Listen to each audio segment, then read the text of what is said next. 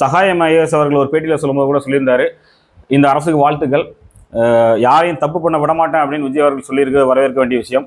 அதோடு சேர்த்து செலவினங்களை குறைத்து இந்த அரசு நல்லபடியாக மக்களை பாதுகாக்கணும் அப்படின்னு அவர் சொல்லியிருந்தார். செலவினங்களை குறைத்து, இந்த வார்த்தை கவனிக்க வேண்டிய ஒரு விஷயம். இப்போ வருமானத்தை அதிகரிக்கிறதுக்கு என்ன பண்ண போறாரு விஜய், செலவினங்களை குறைக்கிறதுக்கு என்ன பண்ண போறார், இந்த 2 கேள்வியில தான் அவர் அடுத்த 5 வருஷம் எப்படி ஆட்சி அமைக்க போறார் அப்படிங்கிற ஒரு முடிவை நம்ம எடுக்க முடியும். இந்த 2 விஷயம் தொடர்பான திட்டங்களை அவர் ஒரு வாரத்துக்குள்ள முடிவு பண்ணி நான் இந்த மாதிரிலாம் பண்ண போறேன் அப்படின்னு சொல்லிட்டார் அப்படின்னா அவரோட அரசியல் தெளிவாக போகும் அப்படிங்கிற ஒரு நம்பிக்கை நமக்கு வரலாம். அப்படி இல்லாமல் திராவிட இயக்கங்கள், திராவிட கட்சிகள், சீமான் அவர்கள்லாம் சொன்ன மாதிரியான கதைகளை மட்டும் அவர் சொல்லிட்டு போயிட்டு இன்னைக்கு அவர் கேட்டார், எனக்கு கால அவகாசம் வேணும், எனக்கு கொஞ்சம் கால அவகாசம் கொடுங்க அப்படின்னு. கால அவகாசம் கண்டிப்பாக தேவைப்படும். இப்போ இருக்கக்கூடிய நிதிநிலையில் கால அவகாசம் கண்டிப்பாக தேவைப்படும், அதில் மாற்றுக்கிறது கிடையாது.